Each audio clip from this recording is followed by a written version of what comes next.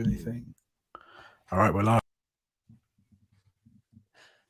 It's Ollie Winnieberg from the Heavy Hook Show, and I am joined by Darby Todd from Devon Townsend, Mike Mangini from Dream Theatre, and where the bloody hell is Matt from Animals as Leaders? We're all thinking it. He's not here yet, but I'm sure he will be very, very soon.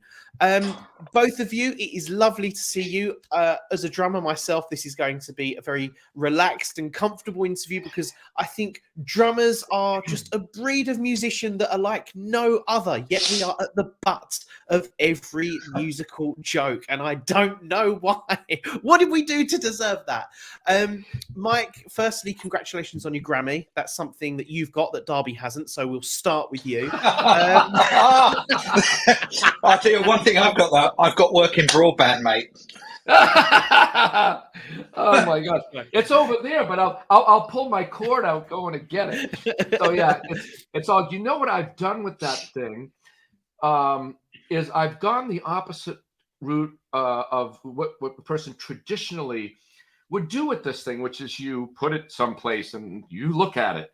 So I got it, and I noticed something interesting, that the foam that it came in, I'm like, that would fit right in a Pearl Demon Drive pedal box. So like a pedal leather, the canvas holder. So I put the foam in, and I decided to carry the Grammy to every party I went to, every one of them.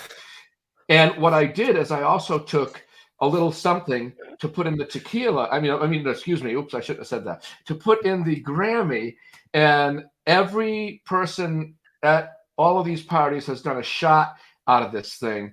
And they were all like, couldn't believe how heavy it was. And they thought, oh, you're going to ruin it. It's like, I'm like, no, it's going to be like the Stanley Cup with a dent in it. Like, why leave it on the wall? You got to use it. You got to use it. James Labrie said to me on an interview that you're not actually contractually allowed to sell your Grammy. And if you do, you can get fined for it. Is that honestly true? Yes, and I know Darby can verify this, but apparently if you sell He wouldn't sell it to me. He wouldn't sell it to me. No, worse. Like if I got caught, instead of the police, it would be like a Monty Python skit, and six people in grandmother things in pocketbooks that come out and hit you with it. So I think that's what really happens. I think I'd rather then you get squashed with a massive foot. That's what happens. Yes, that's exactly Amazing. right. Amazing. Darby, you are by trade a jazz drummer, but over the last 4 years, I'd say, you have thrown yourself into the world of prog metal, most notably, of course, playing with Devon Townsend. How has the switch been from 12-bar blues to heavy metal? Yeah, it's been all right. I mean, maybe I wasn't completely just a jazz drummer. I always liked my rock music, but never really got called to play it. And for some reason, I just started getting calls to play metal albums and really heavier rock gigs. And it's not so much throwing myself in it as being sort of dragged in and unable to escape. So it's not a bad world to be in now. I quite enjoy it. Go on, Ollie. I want to interject that please do. I did not know that fully when I met Darby, and what's interesting about it. Hey, Matt. Unbelievable! Unbelievable! Ladies and gentlemen, Matt Garstka, and here we go. Yay! So welcome. So why? It's funny. Matt just popped in with this because hey, Matt. Ollie just raised a point that, Darby was mainly a jazz drummer, and he got like hauled into this weird world of ours and whatever. And what I wanted to interject was that when I saw Darby play, I noticed something, that it was an issue at Berkeley. Now, and you go back to your days and remember this, but remember I was a counselor there? Right. Well, a lot of people came with injuries, and they were not just drummers, they were guitarists, but it was like they went from like the jazz world and tried to get to the rock world, but would grab the stick or the pick a little too hard. And Darby, when I saw you play, I was like, oh my God, this guy's pounding the heck out of everything. So, I mean, it's like you must have adjusted somehow. And Yeah, I mean, like I say, I always enjoy my rock music, and I think if you're going to play music like this, you've got to smack the hell out of the drums. No one wants to, go see a band where people look miserable and just sort of tipping away and wondering when they're actually going to get to go home. You've got to smack it and enjoy it, and I think that's what we all do. That's what you do. I know I've seen Matt do that as well. I like that. Me and Matt have never actually met, and now we're just thrust into a random conversation halfway through. I'm worried now for Matt to speak. He's been sitting there for a couple of minutes now, taking it all in. And is he just going to leave again? We don't know. He's gonna drop some bombs. You can tell. I'll stay silent the entire time. No, that would be really off-putting. Just sitting there like a fly on the wall. Yeah. Now you're here. Welcome to the Dreamsonic drum edition, if you like. Mike, I'm going to come back to you because this is essentially Dream Theater's project. Wait a minute, Matt still hasn't said anything. Okay. Fine. He doesn't. He'll have a turn in a minute, I'm sure. All right. But Mike, this is a Dream Theater project. Why is this different to anything else you guys have done before? This is essentially a traveling festival. What makes it different to you, and what makes it exciting? I'm gonna nail this one, I hope. As I said it to everyone in our organization too. What is different about this one is the level of camaraderie that exists between players that do what we do largely. And let me give you an example. Back in the biblical age, when I did the first G3 tour, I couldn't believe that I've never been on a tour where any particular band member was hanging out with any particular band member from any band or crew. And it was just all one big group. And there was an unbelievable amount of mutual respect. And we all ended up talking about it. I've discussed that with all of them numerous times. But that's the vibe I'm getting from this, because I know that having worked with Devin and I know Matt, everyone's just in the same page, just sharing life, like moving forward. Everyone's engaged in trying to do the best they can, but there's a lot of respect that comes with that, and that is what makes it different for me. Not that it's not on a tour that any people get together, but I will cite as part of my case making here that you can see a lot of bickering online with people that work together, and then they say stuff, and it's just very bizarre. It's very difficult for me to even come across that because it feels weird. It's just not something that I would perceive of doing.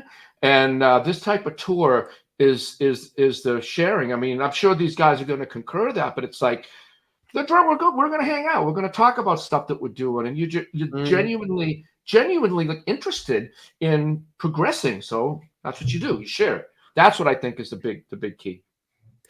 And Matt, for you, I know that Animals as Leaders cite Dream Theater as one of their kind of biggest influences. How does it feel to be going on tour with a band that is full of your heroes? Yeah, it's pretty cool. They're like the kings of Prague. So, hopefully, we can walk in those footsteps one day and, ascend to that sort of level. Yeah, Matt, stop it. You can already play things that no one else does. So, which is why you're on it. And I'm going to be sitting there going, all right. What was that? What are you doing? I talked to Darby. I'm watching him. I'm like, what's that section? What are you doing here and there? So it's nice to hear that, but we're all eventually, it's all on even par, right? And when you get that respect back, it probably feels great. And Matt, will you be kind of the layout of the day is obviously Animals are first, and then Devon and Dream Theater to headline. In fact, I'm going to ask the three of you this. Are you all going to create a set list that is going to complement each of the other bands, or is this going to be like kind of almost going to 3 separate shows but in the same day? How's that going to work? What are you guys going to do to kind of really musically link arms? We've kind of adjusted our set list with that in mind. Like there's certain tunes that were like, all right, this might be like a bit dissonant for Dream Theater fans. So like we kind of have some tunes that we think, you know, the Dream Theater crowd will dig. And then there's a couple ones that we ended up throwing in there like, hey, you know, we can't, you know, cut all our, like there's some stuff where we're gonna go hard and it's gonna be pretty metal, you know. So Wow. Because that's, you know, that's us. Like that's one of our influences. We got a lot of strange influences, I guess, for the prog world. But yeah. And I think it's one of those. Oh, I'm going to cut you off now and join in on please do. Just in time to see your internet start working again. You paid the bill. Such a You're doing all right every time. I was going to say, I think on line with that question, the thing is, all bands, we all do what we do. It's a bit like individual drummers. We all have our style and the thing that we do, and maybe the thing that we're known for.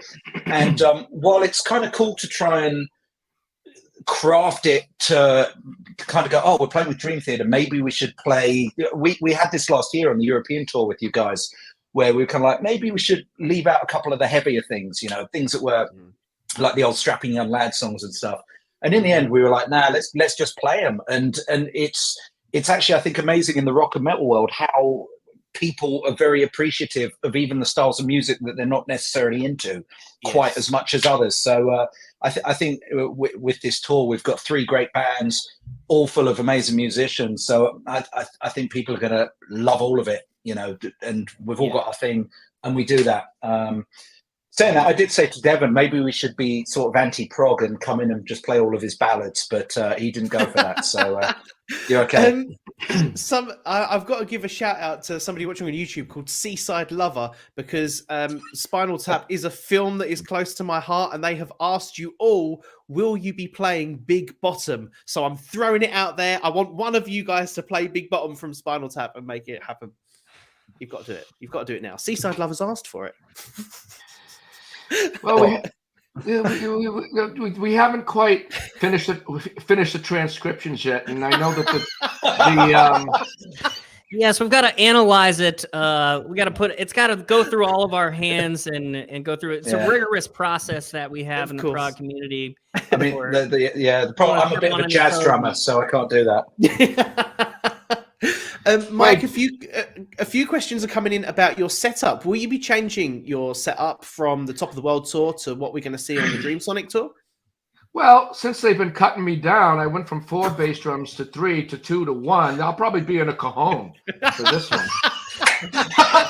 Nice. Oh, 4 bass drums cut down. Oh, man, it's cut in half. Only 2. I actually had with the big kit with the 4 kicks. I actually had 2 more that I used, you know, to sample stuff. So actually 6 down there. And I was like, all right, well, do you think you might want to? Okay, whatever. Anyway, I might be a cajon. I'll use the same set for this Top of the World tour, because if I don't have my 12 hi-hats, I really can't execute the parts quite. Poor Tex. I know. Well, it's that kit. I mean, it's actually fairly normal. I mean, it's a 4-piece kit with a couple extra things. Just couple things up high, couple things down low, couple knickknacks, you know, whatever. But yeah, I see how this is. I've been, you know, you guys have been in this longer than me, but you know, over the years, I keep adding I'll add one thing a year, you know, just like, oh, I like this, and then I keep working it in, and then I'm writing parts with all this stuff. So now, like, you know, every year it grows a little bit more, and you don't want to, you know. You can't go backwards. I got 3 stacks now. Do I need 3 stacks? Yes, 100%. Now I do. Yeah, well, I mean, that's the fun of it. You know what, Ollie, when you were saying about the drummers being a specific breed, we have to cite 2 things. We have to cite Keith Moon, who would drive a limousine into a pool just to be funny. So we have that aspect of drummers, and we're nuts and crazy and all that good stuff. But it's interesting, and you guys chime in. I'm not big into cliches because I find them to be almost absurd and humorous in a way, like, the less is more thing and more is more. It's like, if you're a math guy, you got to have units. Like less oranges is actually less oranges, or someone can say, well, less notes in this particular case is more musical. You could have their opinion and stuff like that. But as a drummer, it's so much fun to set stuff up in a strange place it's not supposed to be, a strange sound. I mean, how fun is it to find that weirdo piece of metal and you're like, I want to put this on my drum kit and hit it. It's so much fun. It's so much fun. And then you can't kind of live without it. And then it's like, me going through these transitions from that bigger one over there down to this one. I'm like, oh, for crying out loud. I don't want to do that. I want all my stuff. I want to hit it. I think people want to see it, but whatever. Out of interest, why did you decide to scale down? Was it because you wanted to kind of try out different sounds, and was there kind of a reason for that, or was it was more comfortable? What was the kind of deal with that? You want to? No, it was suggested to me that I, dumb it down a little bit. So that's how I'll leave it at that. Oh, okay. But it's like, But what's interesting is that from a really cool perspective, I love setting the kit up a little differently each tour, and I find it invigorating and I find it challenging. So what I did in the last record with basically a 4-piece kit, and then two high hamster tubes, and then a big gong drum. Is when it came time to play transitions and fills, I played them backwards. I was leading with the left hand, so if someone tried to learn it, they'd sit there and go, "That SOB, what?" You got to do something. I mean, Darby, you actually probably were able to add stuff, right? Going from your world to this one. Yeah, I mean, I feel a little bit bad because you're talking about scaling your drum kit down. Mine's got a lot bigger since you last saw it. Kinky. Yeah. Well, I'm on this stream with all you guys. It had to get bigger. Go ahead. No, I was going to say, Darby, what's your approach to your kit?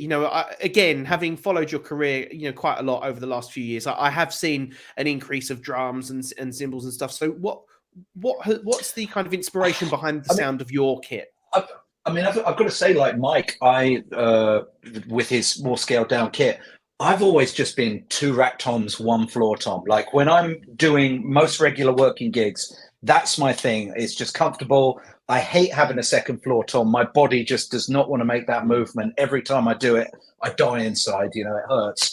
But saying that, playing with Devon, there's points where you need those big hits, and you need to do that. So and like Mike said, I mean, my kit now, I've got 2 bass drums, a big rack, a gong drum to my left, but it still is essentially just 2 racks, a floor, and then just some extra stuff. It just looks a lot bigger than it is. I was naughty. That's what you said. Yeah. But I have noticed it's a shower and a grower. With your kit, Darby, I have noticed that the drums are definitely geared towards the lower end of what's going on. That was a conscious decision to, What do you mean lower end? As in not very good? No. No. I'm moving away from you. They're made of balsa wood. Who is this guy? Yeah, MDF. Balsa wood drums. I'm moving on. Oh, wait a minute. Wait. Go on. I'll be serious. I have to say that I really did enjoy just saying, all right, what is the least that I can deal with here? It was actually kind of fun for me. Otherwise, I wouldn't have done it. And it was like, I think it'd be interesting. But you do need 3 stacks, Matt. Yes, you do, because one goes, one goes, and one goes, and you make music with that. Yes. Right? And yeah. And Matt, how about you? You kind of, I know that you mentioned earlier that you kind of maybe once a year you might add like a splash or something very small towards the kit. What are we going to kind of see on this tour?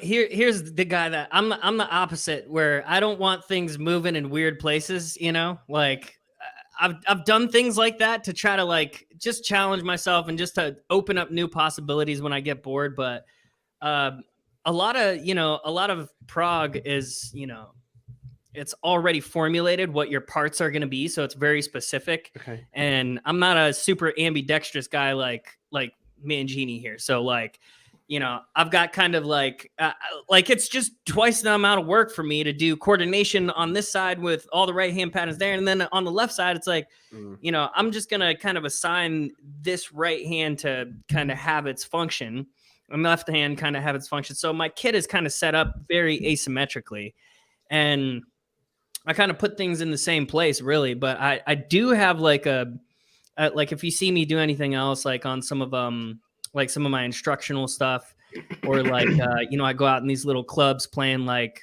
R&B gigs, and there's not enough room for my full kit. I can't. If I were to come with that, they would be like, bro, we gotta sit, like it's a corner, it's like it's actually like this is how much room I have. So it's a kick, it's one tom and a floor tom, and one crash and a ride, and sometimes I can sneak another tom in, but that for me like is I could still create on that, but it's like certain compositions, once you bake 3 stacks into it and a splat, and I'm going like,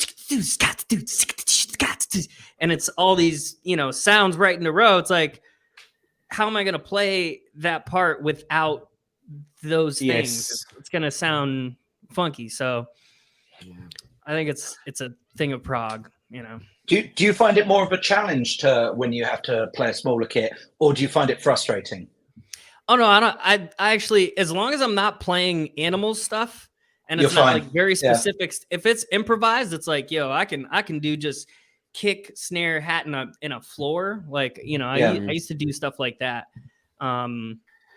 So that to me is it's not frustrating, Yeah. Why if Matt, if you had to kind of sell somebody the idea of coming to Dreamsonic, and this is what this is all about, chatting about why people should come to this amazing event, what would you say is different about this event that is kind of different to kind of other things that you've played? What kind of, when you think about playing this, with Animals and the vibe that it's going to be throughout this kind of traveling festival, why would you tell somebody to come? Inspiration. I honestly think that live performances is the most connected people can get with the music. Like sitting, I sit on YouTube, I watch videos, I watch tons of stuff, but being in person is a totally different experience, and seeing it in person too. And we're professionals here, so if there's mess ups, most people don't ever hear them. They're small, and so we're coming with our. I'm just speaking for you guys right now. Y'all better be coming with your A game, because I'm coming with it. So, we're gonna tear some, do some ripping and some tearing. Amazing. Good. Have you all... And there's no replacement for that, and I think a lot of people coming out are probably players, and that fuels me, seeing live performances fairly regular. It's like kind of a thing I've realized I need to do, because the other thing, like and again, because Darby and I were able to spend more time right together. It's like people can see through things if you try to, like, if we tried to go in a direction with this, people can see through it. Like, we have to be genuine, tell the truth, and also mean it. And a show is like that. And for this tour to be a little different, it will be because we really do feel that way, and people can sense it. You can't fake. You can't fake stuff like that. It's like, even sitting there, and like Matt, when I ran into you, I don't remember where we were in Europe. Our bands played together, but it's like, just that each other's there, and you go check You go check out what the other guy's doing and support. It makes a difference. You feel well, and it certainly shows if things aren't emotionally well on the road. You can see right through it. So I mean, I really believe that everything Matt said is going to be elevated with this because of the thing that we actually genuinely have. Darby? I agree. I agree, and I think this is a tour as well where it's three great bands, and it's three bands whose music I love, including the band I'm playing in. You know, everyone's got awesome music, everyone's got amazing talent, and like even on the tour we did last year, I mean, the amount of times after our show, I'd just stand at the side of the stage and watch you play, and you know, check out what you were going to do that night. And I think this tour is going to be no different. You know, I'm looking forward to watching both of you and stealing as much as possible. Talking about, you know, watching the sets, one question that came up quite a lot when we were talking to the guys the other night was, how long is each band set? I mean, all of you always do quite lengthy sets. Are your sets going to be kind of the usual 17 hours, or is there going to be, you know, anything kind of cut back, or, you know, what can we expect in set times from you? Because 3 bands one day, do we know? I don't know. 17 hours, he says. 100 million hours each. Yes.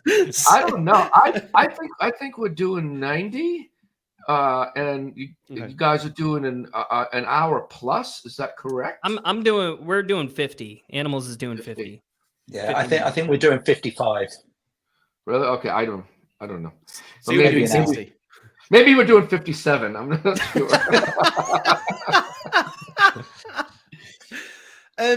How much of that is the cajon solo? I know. I don't think we need as much, you know. It's like we play twice as many notes in half the time, so like, you know, it's like why do you don't need a 4-hour, you know, Prague show. Oh, I don't know. I like the mix up in sound. I mean, I don't want to hear the same exact sound for 3 hours. I just like, oh, you want to mix it up a little bit, and that's another thing I really like about this too. Is it's just it's distinct sounds that tie in genre wise and tie in, emotionally, intellectually, all that stuff. So I'm into that. I'm definitely into it. I am going to speak on behalf of a lot of people when I say I so wish you were coming to Europe to do this. I'm so gutted you're not bringing this over here. So can we please just make a pact? Because on the website, it says this is going to be an annual thing. Is there an opportunity to perhaps consider next year bringing Dreamsonic over to Europe? If they'll have us, someone make a decision. There's a lot of factors in that. Yeah. Other band members, promoters, you know, there's so much. It would be cool though. It would definitely be cool. It'd be fun to do. Yeah. It would be so good. We'll have to see. Yeah, you know, I like that. I saw, I don't know why my eye caught it. I saw a comment whip by that I talk enough for John Mayung and I put together. Let me tell everybody something. If you get him, and Darby, you've witnessed, you get him, you get him like it's a one-on-one or just a few people. Sometimes you need an off switch for him. He saves it up all day and then so I'm just making that clear right now that he does have quite an ability to have a very deep and long discussion. Mike, I will second that. I interviewed John Mayung last week. It's on my YouTube channel, and he absolutely was a pleasure to talk to, and he was very open, and actually, it was all really great and natural and organic. So yeah, 100%. I think he maybe he saves it up for like half-hour bursts and then goes back to bed. Just so we're clear, so you can keep going on. I just wanted to throw that in there. No, we like it. We like it. So Dreamsonic is it's a traveling festival. We really want people to come. We know that the cost of living is just painful at the moment for everyone. We're all feeling it, you know, in the economic climate. But I think one of the things that stands out for me as a would-be ticket buyer, if you'd come over here, is that this seems so logical. It just seems like a logical step that the three of you guys, you know, you're linking arms musically and you're doing this. And I think from my point of view, that should be a reason why, you know, people should come. Three great bands, three similar bands, but all with very different audiences on the same day. And that's my take on it. But would you guys agree? Yeah. I concur. Yeah. Oh, that's a good one. I concur. What was that from? That was from Catch Me If You Can. Yes, it is. Right? He was watching The Doctor. Yeah, and it's funny. I'm not a movie buff, but when I travel, that's when I watch movies, and that line stuck out. That's a good one, Matt. Bravo. I want to find out from each of you, what is the most random item on your rider? Because going back to the chat I had with John Myung, I asked him this question and he said a specific brand of honey. And I was expecting something a lot more rock and roll from John Myung, but I want you guys to tell me something random that's on your rider, or you know, that people reverse condoms. Just kidding. I don't know. I made that up. Is that a thing? No, it's not a thing. No, of course it's not. The thing now. No, you know, I think it might be, because that's like those things you get in those petrol stations when you're on tour in Europe. What? Oh, they're in the vending machines. Yeah, you know, they're like the vending machine things. That's definitely a vending machine thing. Is it? That's killed the interview, hasn't it? You killed it. You killed it. I was. The funny thing is, next week when we're all on a tour bus together, we'll probably be having a really in-depth conversation about that as well. Yeah. Unbelievable. I don't know, Darby. Yeah, what do you got? Anything weird? Come on, Darby. I haven't even been asked if I want anything on a rider. About Well, that's not good. my yeah. Well, you know, I think the most exciting thing on mine is like a bar of Cadbury's Dairy Milk. That's Good probably shout. it. Great shout. Yeah, I mean, it's best chocolate out there. It's a true story. Yeah, I don't know what we have. I never pay attention to it because it's always like fruit and crisps, and I try and ignore those. Well, we're not White Snake. Conversation. We're not freaking. I know. We're not these guys who have, like, you know, hundreds of ladies outside our tour bus. Yeah. You know? Yeah, it's true. We're sitting back there. It's like Wayne's World when they go and they're talking to who is it? I thought prog gigs were full of girls. No? On like political discussions and eating rotisserie chicken to serve our macros properly.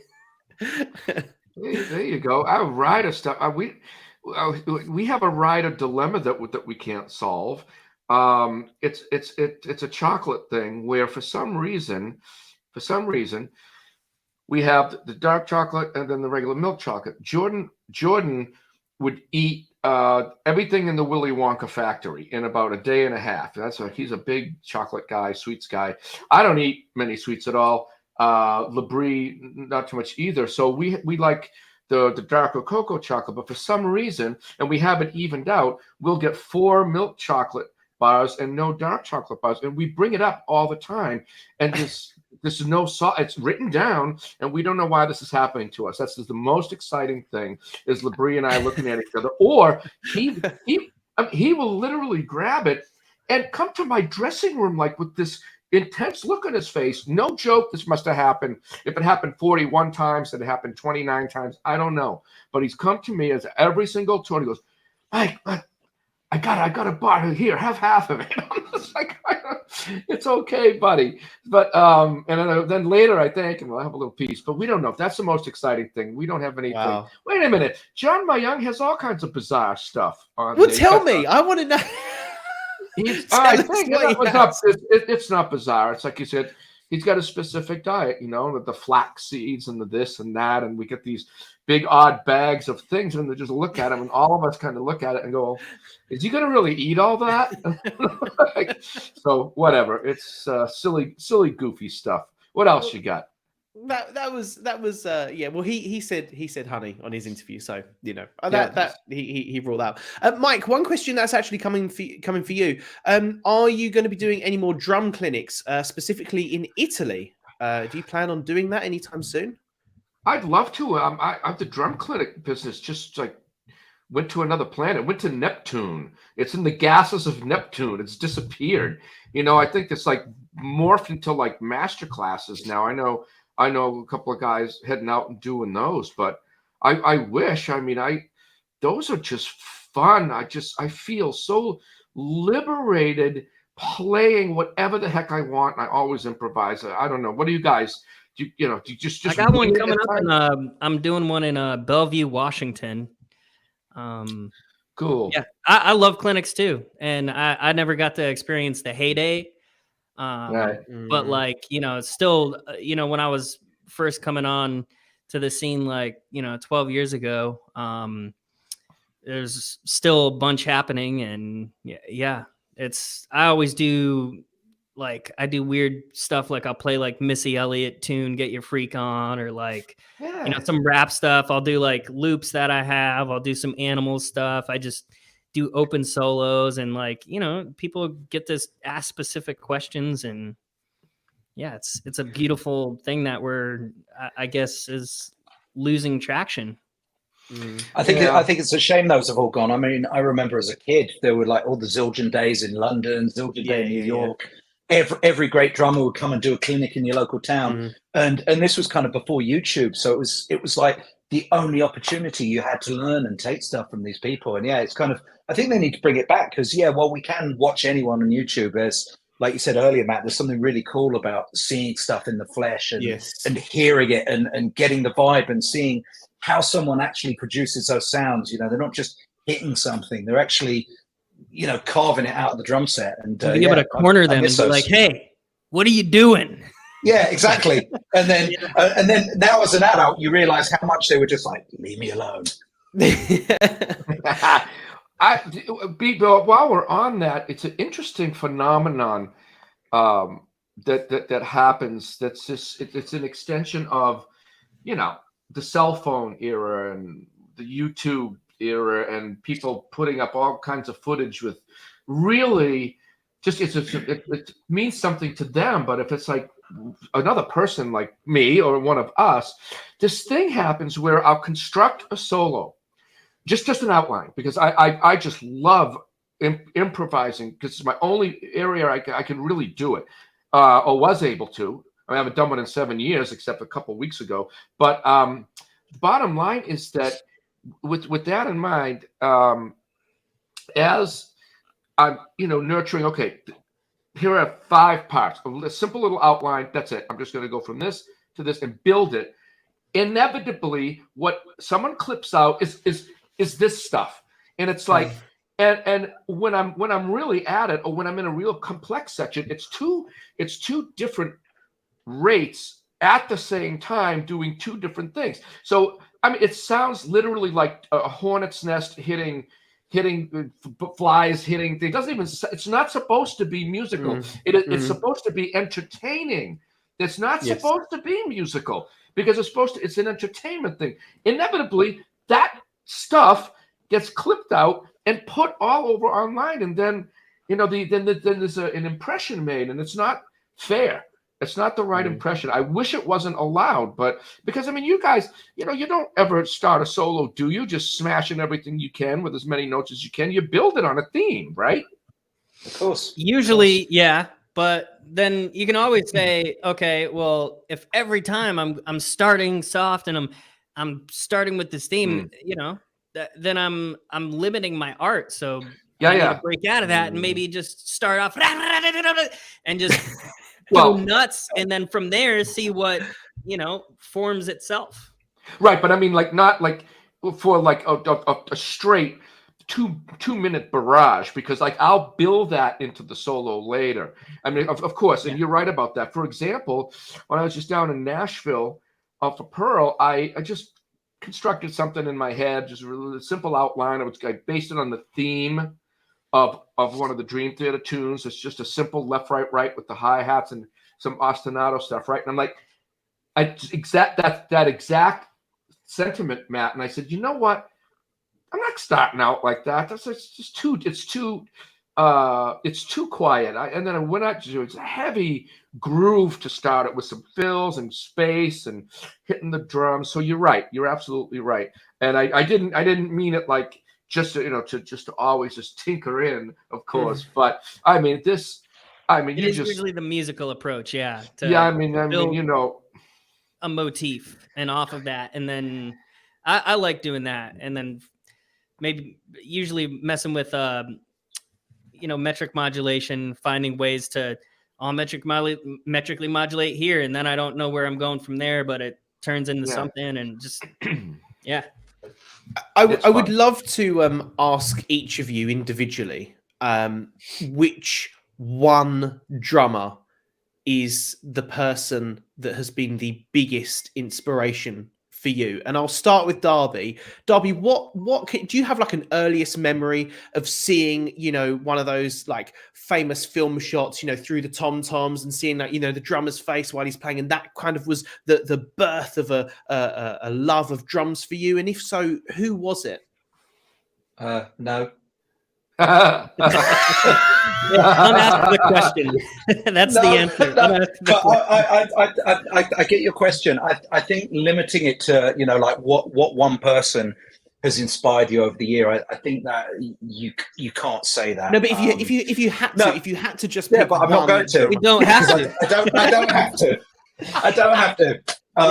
I mean, so for me as a kid growing up, there were 4 dudes that I loved, and I kind of think my playing is a representation of all of them. And for me, they were Dennis Chambers, Dave Weckl, Simon Phillips, Greg Bissonette.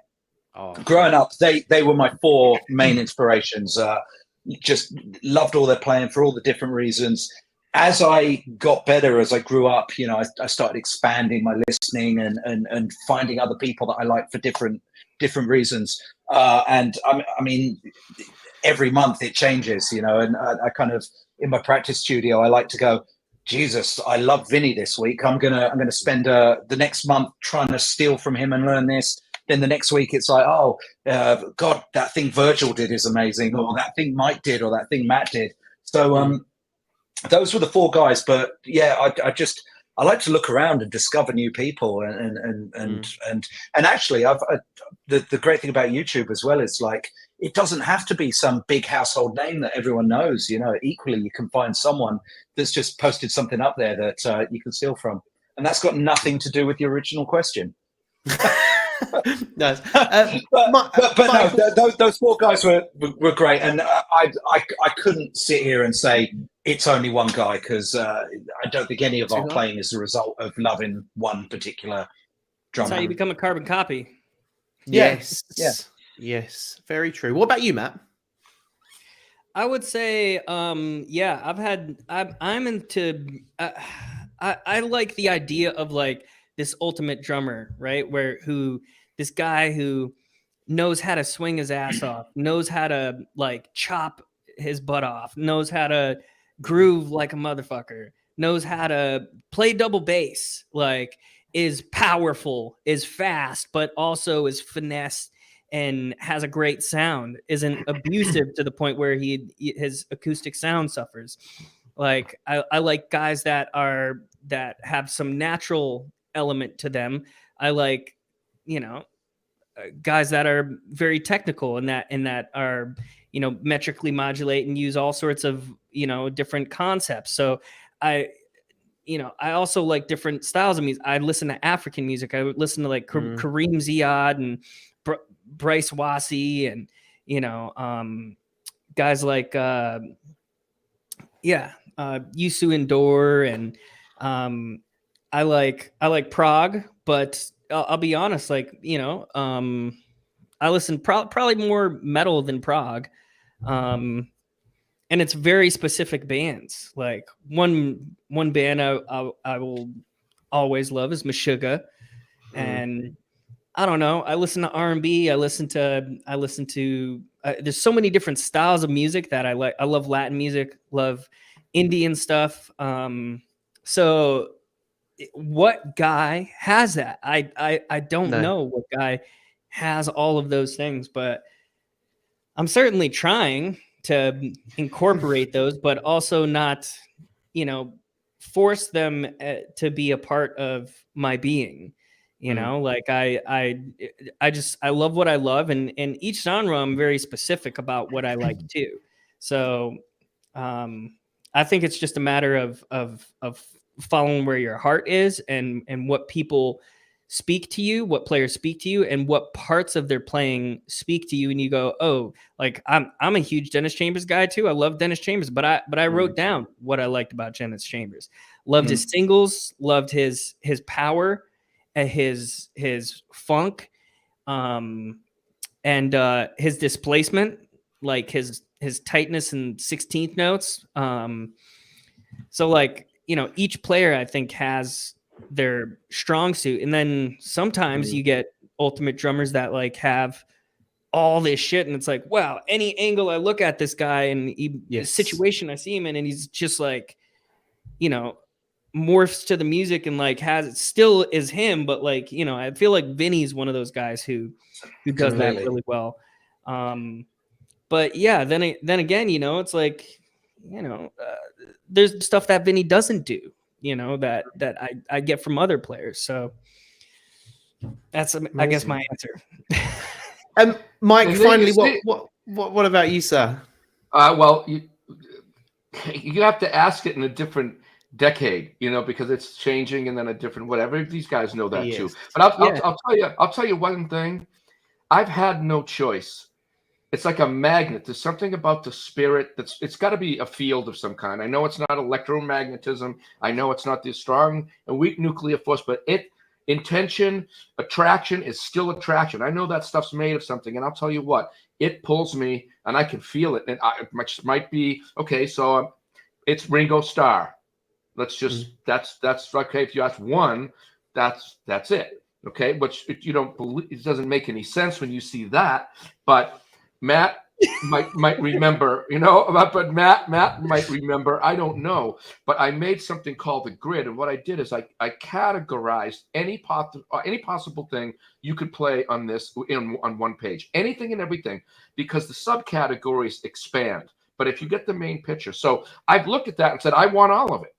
Absolutely. And I've spent time with every single one. And I remember when I taught at Berkeley, I actually didn't work on any chops, like speed. My feet went right down the tubes. I didn't work on anything metal, so to speak. I worked on the three branches of Latin, and I did 30 clinics with Horacio Hernandez, who, when you really do it for real and it's not out of the book, and you realize what notes is he swinging, which ones are not a triplet, but they're a triplet, but they're kind of like a five, but they're really not.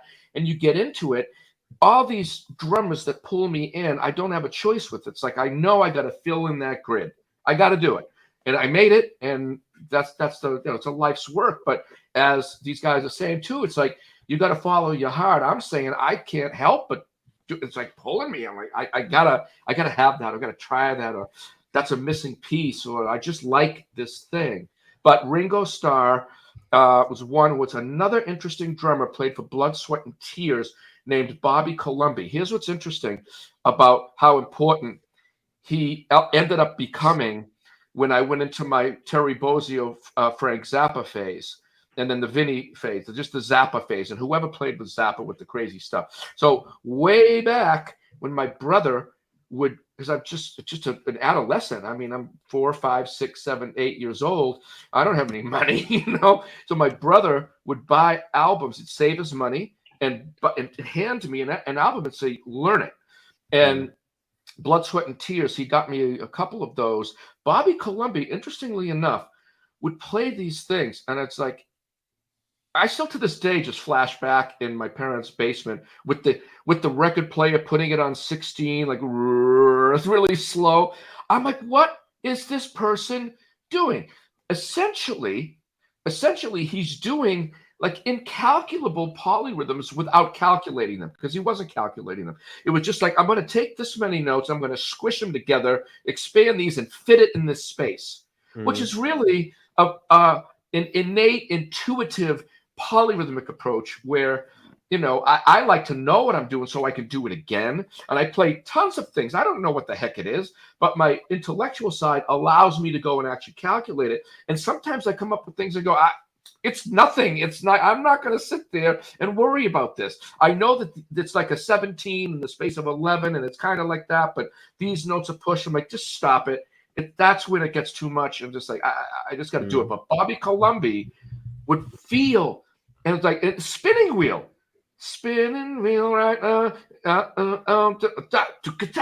It's like a little behind, and then he does. I'm like, whoa!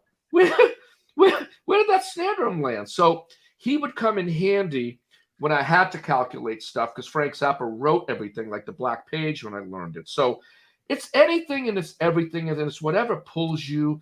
And no drummer can possibly, I'm not going to say can possibly play it all. That's not what I'm going to say, because that can't be true. We have to be able to try to play it all. But no drummer could possibly love all these things in the same way, but you love wanting to get as much as you possibly can, you know? I mean, I don't know about you guys, but of course I want to have like foot speed, like my hands, but each time I've dived into raising it, something has made me go, man, well, I don't even, I want to be able to do it, but do I want to be able to do it just because I can? It's like, yes, and there's nothing wrong with that. Absolutely not. But at some point, something pulls me back, and I go, but I'm not even hitting the bass drum. And I got those things called hemorrhoids, you know, like as Archie Bunker would say, because it's like, and I know a couple of drummers that had to get, you know, operations because they were stressing and flexing. I'm not kidding you. All right, so I think that's too much information, and it's enough of the answer. But, no, I have the same experience, Mike, where every time, because this is a huge thing for me lately. I'm like, I need to improve my foot speed. Like, I don't feel like I'm fast enough, especially because, you know, people call me a metal drummer. So I'm like, all right, sure. And you know, like I'm working on different blasts and stuff, but I'm more interested in like, it's just sitting there and playing just straight 16ths and triplets all day is like, it doesn't do enough for me. So I end up like finding ways around it. And I feel like that limitation of my feet has actually forced me to go down paths where I'm developing more intricate foot patterns, or like, you know, instead of thinking of like I'm like, well, what's the more economical way of, you know, doing that? Oh, well, I guess I would have to go you know, and then okay, so now I gotta learn how to do that with my feet, and that's more interesting to me. I could do that all day, but like I feel like Beavis. I'm like, yeah, do it, Matt, do it. Do it. Yeah, more interesting stuff.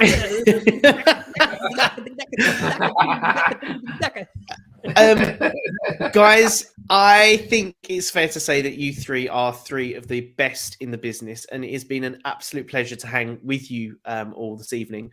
Dreamsonic tickets are available online now. Please go and get them, because you'll get to see all these lovely faces plus more. And I think it would just be an amazing event. And thank you so much to Mike, to Matt, and also to Darby for joining me for this lovely live chat. And thank you to all of you for joining us as well. Thank you. Yeah, thanks. See ya.